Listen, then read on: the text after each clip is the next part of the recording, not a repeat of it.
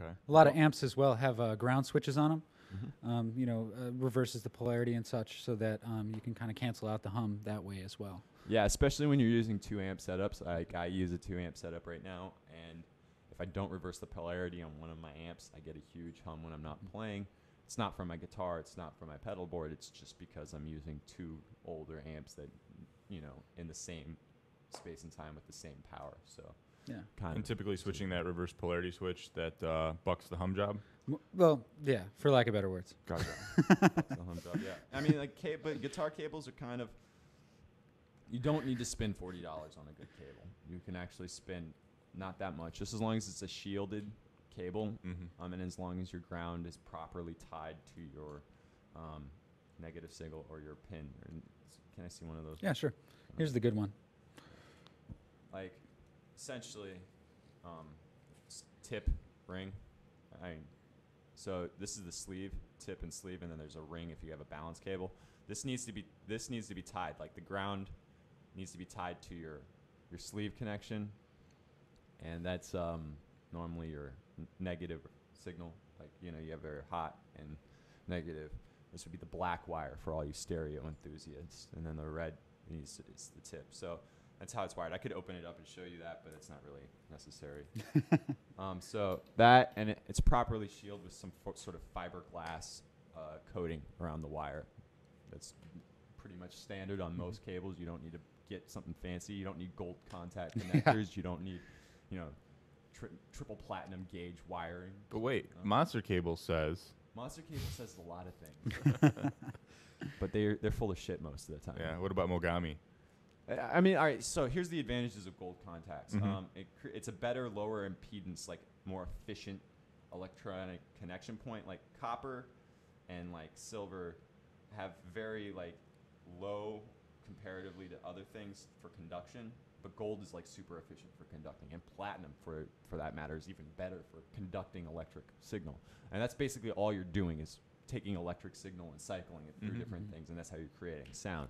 So like gold is supposed to be like really affordable, at the same time something that's really, easy and very, very smooth on the conduction point for electricity, so it doesn't actually really distort your signal.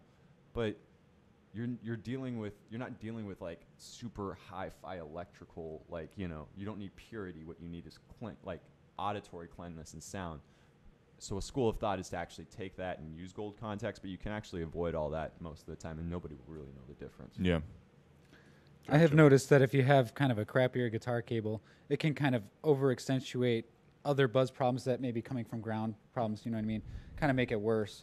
But usually the cables themselves wouldn't be what's causing the actual buzz. Well, I mean, for example, I have like shoddy cables and good cables. The shoddy cables are these really skinny, the ones you get in the guitar player those ones packs. are horrible. yeah, because they're not shielded. Yeah, they're not shielded. That's like the main thing. So it doesn't need to be a gold super conductor. It just needs to be shielded because that reduces the actual, hum that you're going to get from other electronics. Yeah, exactly.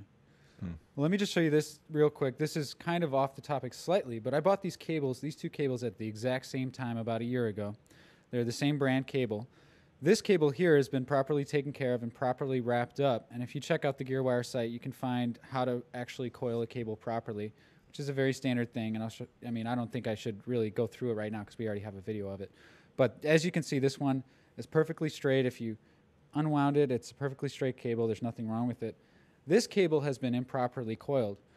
Coiled just like you'd think about coiling like a regular extension cable. You just keep putting it in circle, and it actually twists the wire and turns it into this. You can see how you can't even coil this one up straight anymore. It's just kind of worthless at this point. And, it wouldn't necessarily give the cable a buzz by any means, but it drastically reduces the shelf life of your cable when you cable it improperly. So yeah, but there's ways to get around all that stuff. Yeah, you can.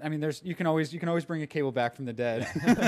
But just like sitting there and actually unwinding the cable itself from the twists and whatnot, just letting it lay out straight and fanning it out will avoid that. What he's talking about though is the shelf life of a cable will be drastically shortened. If you keep on twisting it, you're going to give breaks in the actual wire, and if you do that, you'll get a short, and then that's why you get the no signal kind of thing. Or if you get cross, you'll get crosstalk because if if like the wires actually start braiding and then they start touching each other, then you'll have mixture of signal. Gotcha. There you go. I think that's a pretty good walkthrough of some basic cable issues that a lot of people may face when they're starting out or when they've been running for a little while. Personally, I've been doing recording for quite a long time now, probably about 8 years. But these are things, a lot of them that I still didn't know because I don't typically deal with a lot of rock music. So it's interesting to me. I appreciate you guys walking through that. Oh, sure. Thanks for listening, everybody, and watching. We will see you next time. Peace. Oh yeah.